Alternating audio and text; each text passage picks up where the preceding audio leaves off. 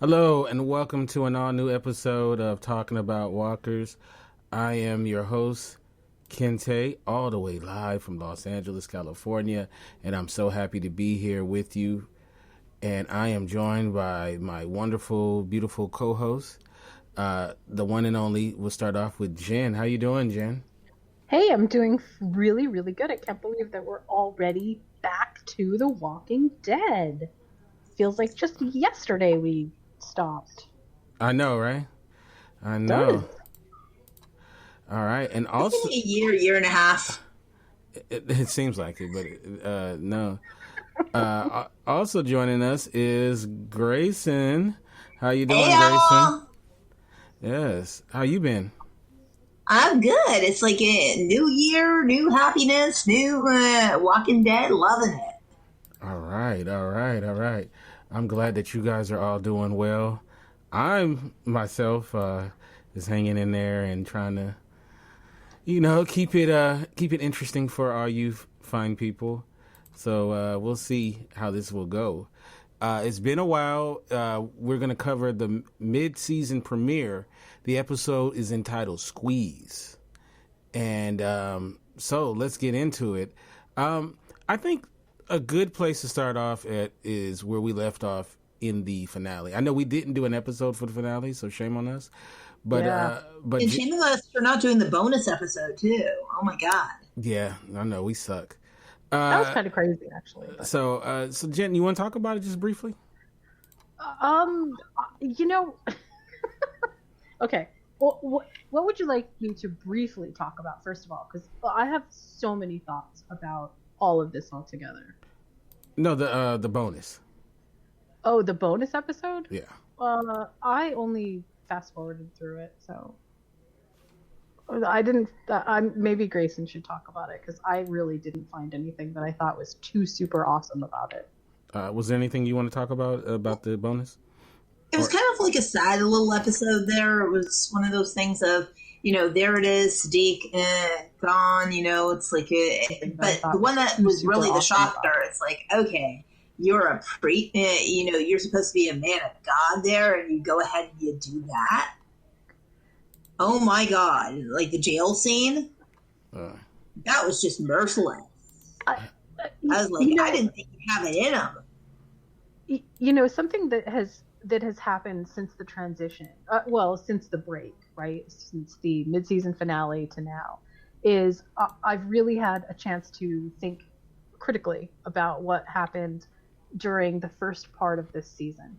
And I think the reason that it didn't shock me is because, that I didn't find it too amazing, is because I feel like this season of The Walking Dead is sort of like trying to resuscitate the story, and they just haven't hit the right shock wave yet.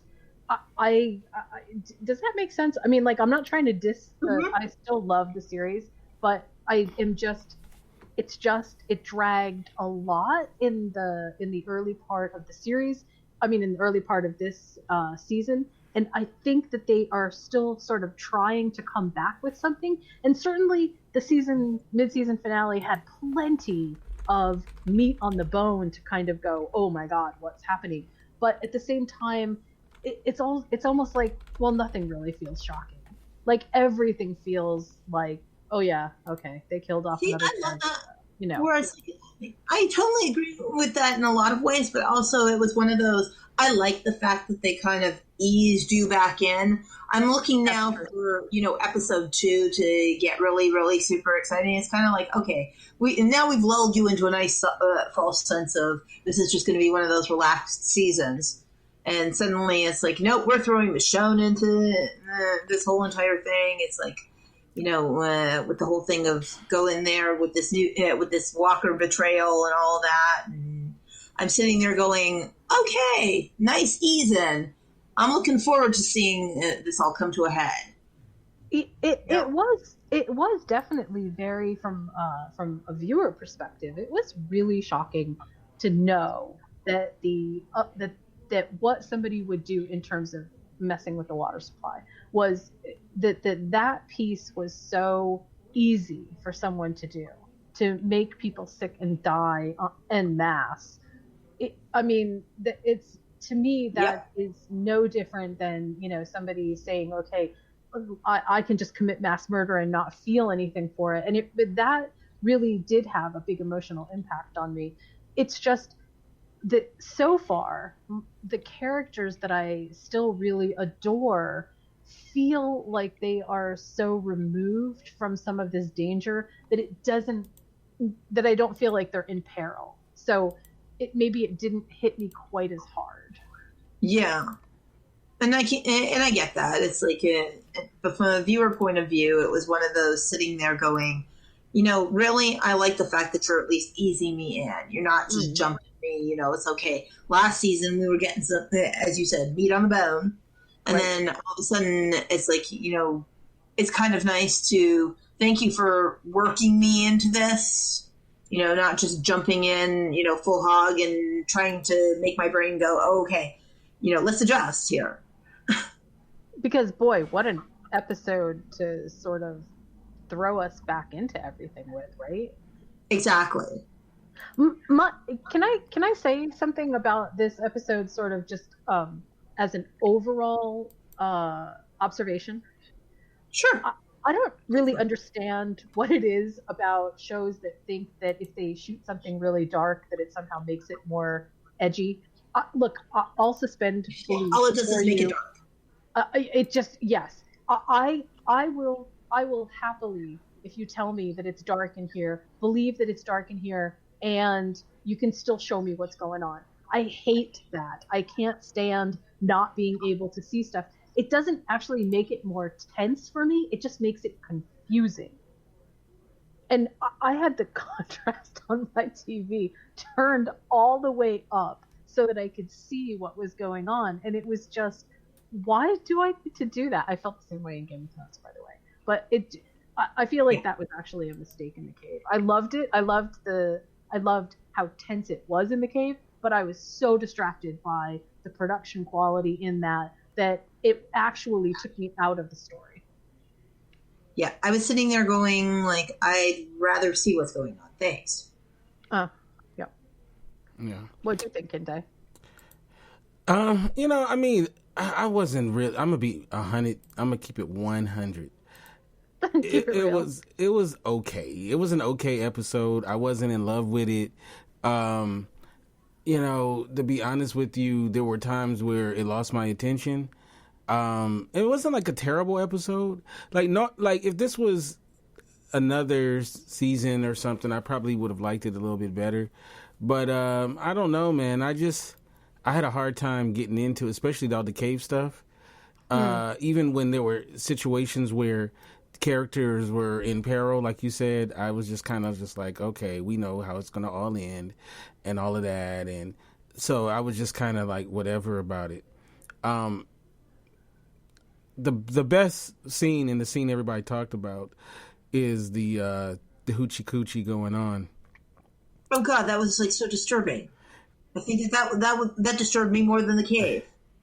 But you know what? It was different than anything they've done on the show, and also it wasn't sexy at all. No, it's like the revamp from Ghost. Like if Ghost were in The Walking Dead. Yeah, ladies. I just want to let ladies know this one thing. If you're gonna make love to a guy, take off your zombie skin mask. It's not cute. It's not cute at all. Okay, I'm gonna take. So I was gonna do this at the end of the episode, but I'm gonna do it now. So one of the things that I actually really love about Alpha is that she never misses an opportunity to weaponize anything she can, anything.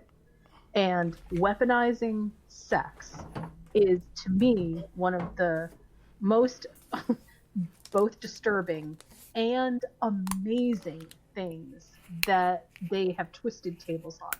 Rather than turning Negan into a sexual predator, which we clearly knew that he was, he had a harem back at Sanctuary.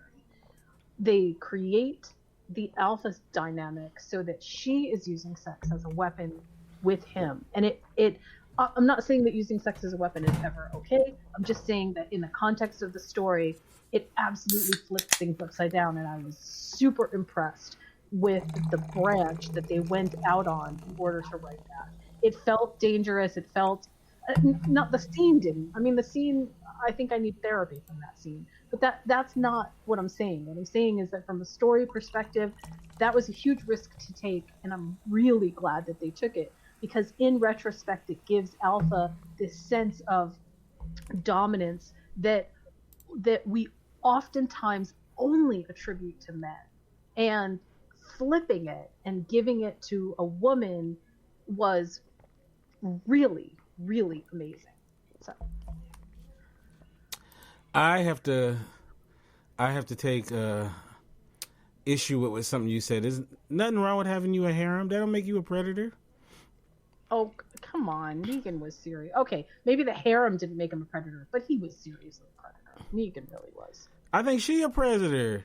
She marches him out into the absolutely. woods. That's exactly what I'm saying. She marches him. Yep, the tables are completely turned. Oh, it's okay when a woman's a predator?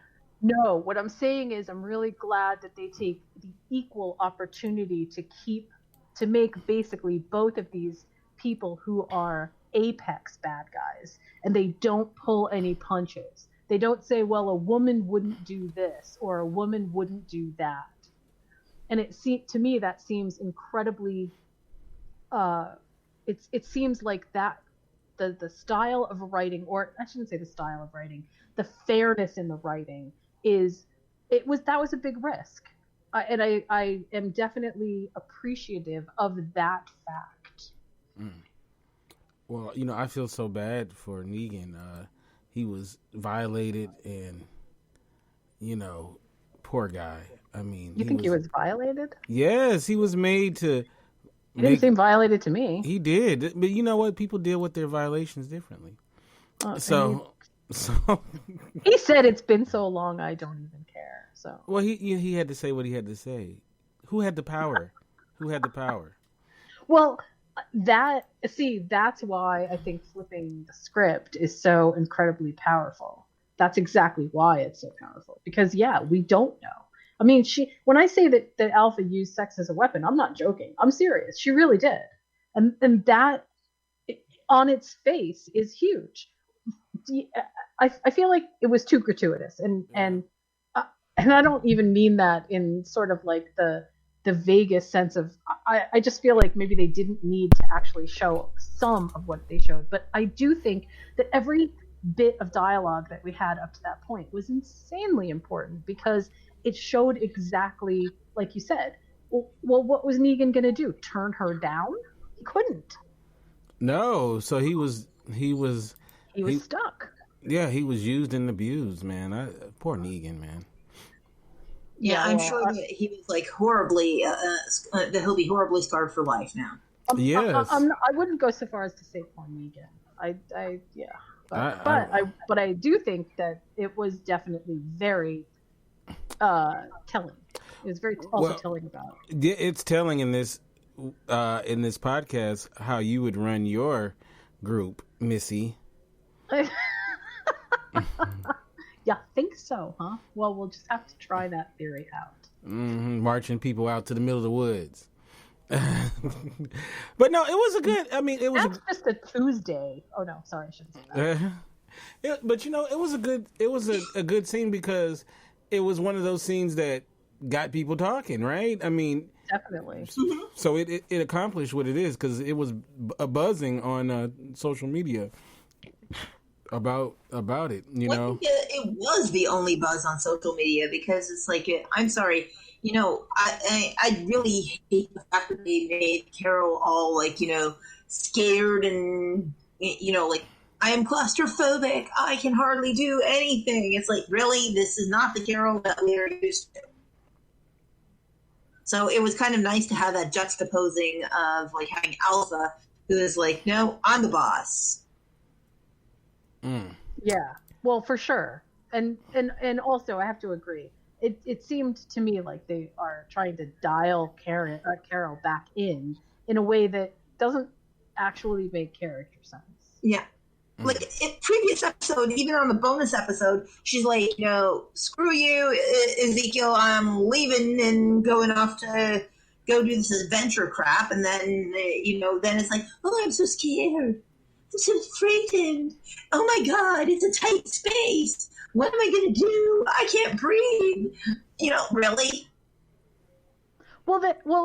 Okay, wait. As somebody who actually suffers from some weird anxieties that don't make any sense, I do understand that, right? I do understand having really strange anxieties that you can't explain to anybody, and it does really weird things to your brain. The issue that I have with the way that they treated Carol was that they, at the same time that they make her afraid or behaving with anxiety, they also give her this overriding function of, I'm going to go back into the cave with the dynamite and blow up the walkers, knowing that would probably kill everybody. Look, I'm at some point, it's like Carol has become, she didn't used to be, but Carol has become a schizophrenic in character presentation. Not the character is schizophrenic, but the way that she's presented to us has this like, okay, she's this, okay, she's that, okay, she's this, okay, she's that.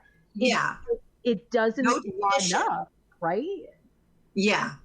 It's kind of like, okay, the original Carol who like basically slit her kid's throat kind of thing. Mm-hmm. That's a different sort of Carol. This is like the I'm so weak Carol that, you're sitting there going, really? Are you? Well, and where'd the original Carol go?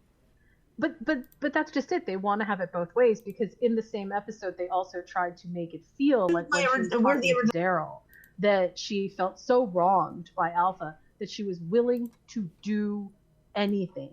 And the trip back into the cave with the dynamite that ultimately, cut off two of the people in the cave, now has created this really weird relationship between Carol and Daryl and everybody else, because Carol is the one who is not just off the rails. She's been off the rails for probably the past season or two. And I get it. I mean, in this season, you're allowed to lose your mind a little. She lost who she felt like was her child. I totally get that. That is absolutely valid. But the writing for Carol feels so inconsistent. It feels so contrived. And because if you look at Alpha as a juxtaposition here, Alpha stands in stark contrast. Alpha never wavers. Alpha is always the same. And I'm not saying we should make Carol a bad guy and turn her, but if Carol is going to suffer from things that are life-altering, then they have to be consistent in order for us to believe them. She can't waver in them. And you also can't have her, having all of these motherly feelings and then all of a sudden, not give a shit about anybody else's human life.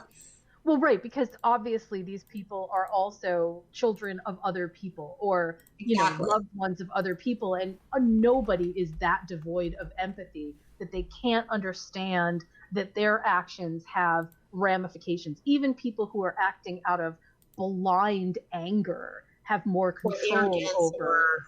Or a narcissistic point of view. You'll still always have an opportunity to, they still do have somewhat of a conscience. Even a sociopath has somewhat of a conscience. They just avoid their conscience.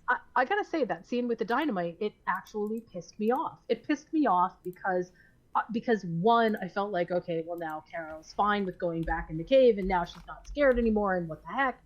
But then number two, I don't care if she thought that she could blow up the herd. She had to know that going through that motion was going to lead to immediate peril for the people that were involved who hadn't exited the cave yet. It just, it smacks of Carol being like so far off the rails emotionally and cognitively that she almost doesn't even feel like a functioning person anymore. It really annoys me, actually.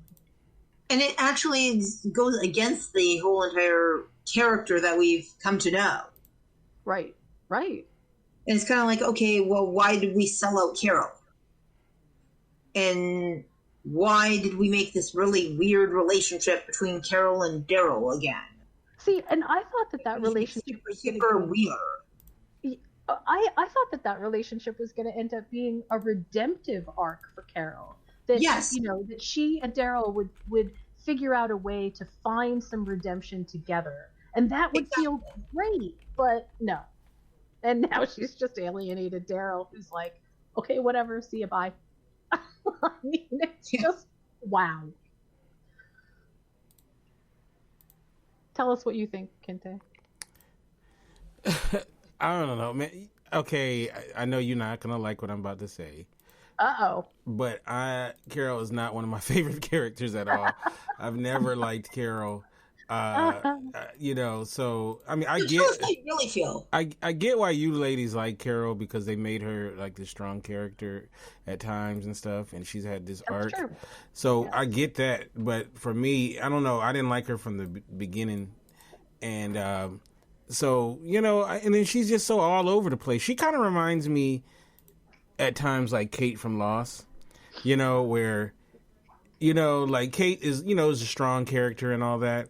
But then she does some dumb stuff, and you're like, "What the hell is wrong with this woman?" So I think a lot of it is the writers don't do her justice sometimes. So I think that's partly the issue. It's not the actress. The actress is really good. She is actually really good. We're not talking about her acting. We're talking about Melissa McBride. The writers went completely left field. Yeah, right. And I think Melissa McBride does the best that she can with what she's given. But I will also say this. Part of where I think the systemic issue happens, and this happens with The Walking Dead often. I love you, Walking Dead, don't get me wrong, but I have to be critical where I feel like it's important. That where characters don't have a sustained presence in the comics, it feels like they go so far off the rails in all these different directions, because there's nothing to tie them back to the main plot again. And it's weird the way that it seems to happen that way, but we know already what the presences are for Negan. We know what the presences are for Alpha. We knew what the presences were for Rick. We had a really strong sort of character understanding of who they were, and they didn't veer far from who the characters were, even if their story arcs changed a lot. And with Carol, there just isn't enough, I don't think, for them to sustain a kind of personality arc all the way through, because she just doesn't have any ties. But I do agree with that. But I would also say as well, another one that they use as a juxtaposition in that way is like Michonne. So what I'm thinking is that the writers actually have fallen asleep at the wheel. Sorry, but they have. It's like they've just taken this mediocre writing to just be acceptable in this sense. Yeah, I agree. Yeah, I agree as well. Okay, so do you think that they're going to be dead? No, but I think one of them will die. But I don't think they will both be dead. No. I don't think so either. I think the deaf lady. I'm so sorry, I can't remember her name. I don't think she's gonna die. Well, why don't you think she's gonna die? I just feel like, when they didn't kill the Samoan dude, right? They had a good opportunity and all of that. Then it made me just kind of go, okay, they don't, they fall in love with all their characters. I think sometimes people gotta go. You know what I mean? And I think they have too many characters now on the show. So Connie is actually one of those characters that I actually like. I feel like they did a good job by bringing her in, because it opens up a different kind of storytelling that they're able to tell. But you're right in what you say. There's too many characters, and this is why I think that the Carol story, that there's no excuse for the Carol story. There are so many characters, and they focused all their attention on a few of them this episode, and there was no reason that they couldn't get that right. None. Look, I'm not writing the show. I'm not saying, it's easy. I know it's hard, but we expect big things from The Walking Dead, and I don't think that there's any reason that the fans shouldn't expect big things. Well, we also want And it to yeah, be fresh year after year after year. And this is the whole thing. It's like, as writers, you're usually writing 2 and 3 seasons ahead at a time in regards to the show, or it's like plotting it at least at this point. And it's kind of okay, you waited a year and a half to give this out to us with all of the controversy that was going on of where they were shooting and stuff like that. And that's why, and a lot of production delays and things like that. It's like, okay, I get it. But now we're running into what's known as lazy writing, into the lazy writing zone. It's I had the plots and I'm just trying to pump up something to fill in space. And I'm really hoping that by episodes, at least 3 or 4, we're going to start getting to see that Walking Dead writing that we used to see in the previous seasons. Good luck. This is what. This is just what I see. I mean, obviously, I'm not in the writing room, and I'm not trying to be so super critical. But the way that I sort of feel as a viewer that things are happening is there's all these plot issues that they want to get out, and they're good plot issues. I mean, every time a new storyline pops up, it's like I'm filled with hope again. Like, oh, this could be great. This could be really cool, and the characters bumble their way through the story plots, and they create this kind of ambiguity in it that makes me completely uninterested. And so the cave scene could have been amazing. It could have absolutely been amazing. The way that they treated Carol and Daryl in the cave scene made me feel like they lost an opportunity to make 2 of their strongest characters into true heroes. They could have really stepped them up into a kind of, okay, look, we're going to be in these positions where even if we're not seen as leaders, we know what we're doing. And instead it turned into, okay, we should feel sorry for everybody. And look, I'm tired of feeling sorry for everybody on The Walking Dead. I love you all, but there's only so much of that we can take before you got to give us more to replenish that well. Well, and also, at this point in time, it's like they should be really used to this world. We shouldn't be feeling sorry for them. We should be seeing some sort of creationism on their part at this point. The pity party for one is over. You know where they get that right? Whenever they deal with Michonne. Whenever they deal with Michonne, something phenomenal always happens. And it just feels like it's a whole new world again. It's only when we're dealing with the characters that I think that they're trying to make us sort of craft feelings for, and it doesn't work. Don't do it like that. Tell us the story.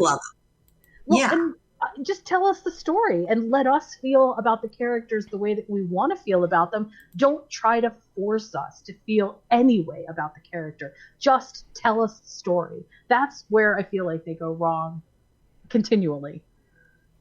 Yeah, just like even in that bonus episode, going back to that one, I'm sorry, having him save Rosita from the zombies. It's like, okay, how many times has she been up against this? Seriously? Now she chooses to be weak just because she had a baby? Yeah, I don't know what exactly they were doing with that. Yeah. So it's kind of like, okay, what they've done is they basically took all of the strong female characters, decided that, they should be vulnerable and genteel, and making it like, okay, we need a man who comes and saves us. It's like, except for Michonne, where they're turning around and saying, it's like, she at this point in time is just so raw and empty. It wouldn't matter if a man came into her world or not. Well, he could be an air puffer as far as she's concerned. Well, honestly, see, that's one of the reasons also, and I know it's gross, but that's also one of the reasons that I really like the fact that Alpha flipped the script again. Because it reminds us that, look, it doesn't matter what gender you are. That, I think, was my whole point. You can still be raped, yes. Well, if you are terrible, you are terrible. It has nothing to do with your gender. It has nothing to do with what your past experience was at this point in this world. What matters is what you do every day in this post-apocalyptic zombie world that either helps people or hurts people. And every time I see this sort of fallback to I'm a helpless female or I need a man to save me, and it doesn't always happen, because we've had plenty of opportunities in The Walking Dead where women have been at the absolute forefront of everything, but every time they move back into the damsel in distress trope, it kills me inside, because we've grown past that. The Walking Dead has grown past that. We don't need that anymore for good storytelling. Tell us the zombie apocalypse story, not a damsel in distress story. Well, I mean, start showing me survivors. But then sometimes damsels are in distress, though. Well, yes. And you can tell us a story that includes somebody being in distress, but we don't need it to be the trope of the damsel in distress. Man, y'all got it good, because all the black dudes on the show suck. So I wish, I wish they was as strong as the women on the show. Man, don't get me started on the way they do brothers on the show. Yeah, no kidding. Wow. So, yeah, I know. It's like you just get to know them, and then no, don't even bother getting to know them. Yeah, so, but no, I mean, I hear what you're saying, though. It's and it's not even just this show. Most shows have these same things going on in them. So, which is quite annoying. So yeah. Yeah, I feel you on that. But you know what, though? When y'all ladies are in peril, I'm going to be like, nah, y'all strong women. Y'all got it. You want to know one good thing that happened in this episode that I really did think was important and well done? And again, it goes back to the Whisperers camp. But I loved the way that Negan came up with this idea that, oh, hey, maybe the spy is in your midst. And maybe you're not looking close enough to home. And Alpha immediately dismisses it in front of him like, dude, you're on crack. What the heck? Nothing like that could ever happen to us. And then thinks about it and obviously embraces it. To me, that was really well done, because it felt exactly like the kind of thing that a leader, especially a leader who's trying to save face in front of all of her other people, would do. Yeah. Not admit anything, do the right kind of, you're actually making a lot of sense here, and then follow up and then say, okay, you were right. But never, ever, ever giving up the fact that, that you didn't know, that you weren't strong enough to know. Do you know what I mean? Like, that was really well done for me. True. And then also as well, when, Data turns like the secondary guy is like turning around and saying, well, I'll handle her with the spy, and she's like, no, you're going to bring her to me. Right. I'll handle her. Right. Yeah. It's kind of like, no, you don't get to have the say. Understand, you're my bitch, and you get to bring the girl to me. We actually had a conversation in our house while we were watching The Walking Dead about why he stays with Alpha and why that dynamic is so just mired in really sort of deep biting abuse. And it's to me, that's one of the most interesting relationships that exists in The Walking Dead right now, is that dynamic between him and Alpha. It's absolutely horrific. It's like the abused person who doesn't leave the abusive relationship. They can't see it. They just can't see it. And I think even if he wanted to see it, that he wouldn't, that he couldn't admit it, because it just feels too powerful. Yeah, I definitely liked that. I liked that whole middle piece with the Whisperers was actually really well done. Also, I have to say, I have to kind of tip my hat a little bit to the Whisperers overall, having such incredible intel. I mean, for a group that is scattered and cultish the way that they are, without having a lot of organization in terms of, they're not sitting together, they're not having, daily meetings and stuff, man, they can accomplish a lot. To me, that's one of the biggest, coolest sort of quasi mysteries of who the Whisperers are. And in this episode, they did a really good job. I mean, they have a whole horde of walkers at the bottom of a cave in this huge cavern, ready to unleash. I mean, that's like having a nuclear weapon, and the only thing that your opponent has is a pea shooter. It's insane how well they have organized with the tools that are available to them in the zombie apocalypse. It's really impressive. Yeah. Well, which makes me go, okay, this faction group does this, and it's kind of like, okay, what have you guys been doing for the last 7 years since this has happened? Obviously, you've been sleeping on the job, because it's like these people, they don't even like each other, and they can manage to keep it together. Mm-hmm. Yeah. And you can't even so much as figure out a place where to live that doesn't keep getting burnt or blown up. So this kind of goes back to a theory that I have about The Walking Dead altogether. Well, about the reorganization of society in The Walking Dead, and I've had it ever since I started reading the novels, because although they don't follow the same storyline exactly, there are some similarities. And that is that the reorganization of a society is, you have to make choices. And the choices are usually either you become civilized or you survive in a post-apocalyptic world. And oftentimes I think that our Alexandria people and others make choices to try to be civilized, and they do it at the expense of surviving. Which, if we look at the other side and we look at the Whisperers, they're making the choice to survive, but they're giving up. They're almost feral. They're giving up the idea of civilization as okay, this is what we do. We can't be civilized and survive at the same time. I find it really fascinating. Yeah, it's one of the deeper things about this show and the content as a whole. For sure. All right, so going forward, what do you expect? Well, I don't want to say what you expect. What do you guys want to see for these last episodes of this season? Some more people get killed so that we can thin down the crowd here. I didn't hear you. What'd you say, Gray?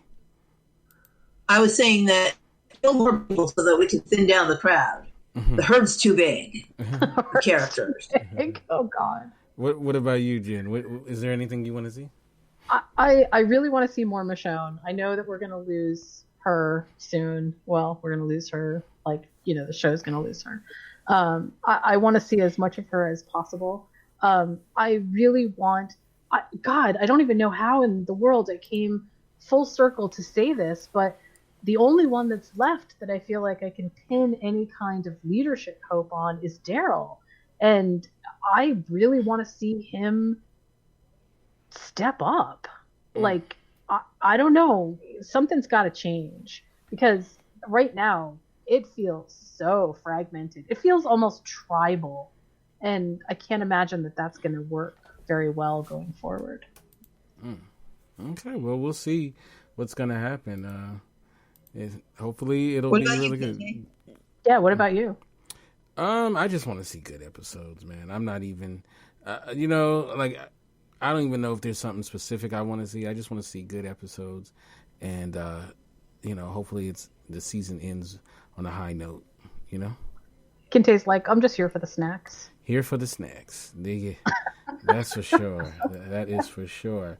Grayson, how can we get you on social media and all that good stuff? Well, on social media, you can stalk me on Facebook, on Twitter, on LinkedIn, on Visipedia. And then also you can have me on the website, which is www.pastlifeproductionsinc.com, as well as also, goodness, there's so many ways to stalk me. And now we can also stalk me on other websites, apparently 17 others, podcasters.com and who knows? Maybe we'll actually get to UCP too. So who knows where we can stalk me? And by the way, if you can't find me, you're just not stalking me hard enough. Amen. Amen. All right. What about you, Jen? You can find me on Twitter at followingbliss1. You can also check out my websites at moviesmakeameal.com. And my new launching website, which I'm super excited about, is Studio White Wolf. All right. And that's where you're raising white wolves, right? I am actually raising white wolves. They're gorgeous. They're beautiful. They won't be up for adoption anytime soon. But you can stop by and listen to some content. That might be fun. So, yeah. I love it. I love it. You can get me at Kinte F on Twitter, Kinte Ferguson on Instagram, and of course the website is indyradio.org. That's indyradio.org. Join us next week for an all-new episode of Talking About Walkers, the Walking Dead podcast. Thank you guys so much, and we'll catch you next time. Peace. See you later.